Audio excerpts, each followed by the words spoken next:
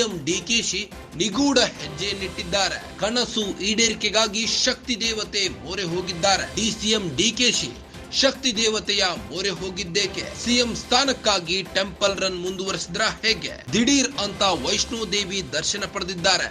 ಪತ್ನಿ ಸಮೇತ ತಾಯಿ ವೈಷ್ಣೋ ದೇವಿ ದರ್ಶನ ಪಡೆದಿದ್ದಾರೆ. ಜಮ್ಮು ಕಾಶ್ಮೀರದಲ್ಲಿರೋ ವೈಷ್ಣೋ ದೇವಿ ದೇವಾಲಯಕ್ಕೆ ಡಿಸಿಎಂ ಡಿಕೆಶಿ ನಿಗೂಢ ಹೆಜ್ಜೆಯನ್ನಿಟ್ಟಿದ್ದಾರೆ.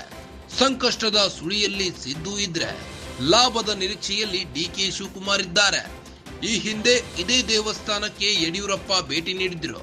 ಅಧಿಕಾರಕ್ಕೆ ಏರುವ ಮುನ್ನವೇ ವೈಷ್ಣೋ ದೇವಿ ದರ್ಶನ ಪಡೆದಿದ್ದ ಬಿಎಸ್ವೈ ಈಗ ಬಿಎಸ್ವೈ ಹಾದಿಯನ್ನೇ ಹಿಡಿದಿದ್ದಾರೆ ಡಿಕೆ ಶಿವಕುಮಾರ್.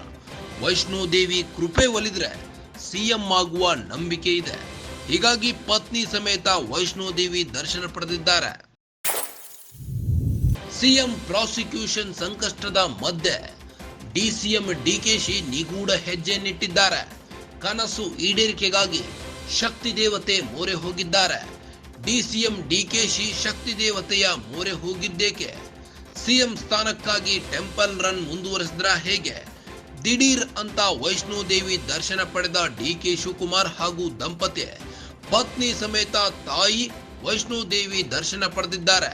ಜಮ್ಮು ಕಾಶ್ಮೀರದಲ್ಲಿರೋ ವೈಷ್ಣೋ ದೇವಿ ದೇವಾಲಯಕ್ಕೆ ಭೇಟಿ ನೀಡಿದ್ದಾರೆ.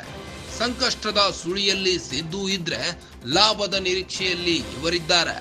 ಈ ಹಿಂದೆ ಇದೇ ದೇವಸ್ಥಾನಕ್ಕೆ ಭೇಟಿ ನೀಡುತ್ತಿದ್ದ ಯಡಿಯೂರಪ್ಪ ಅಧಿಕಾರಕ್ಕೇರುವ ಮುನ್ನವೇ ಯಡಿಯೂರಪ್ಪ ವೈಷ್ಣೋ ದೇವಿ ದರ್ಶನ ಪಡೆದಿದ್ರು.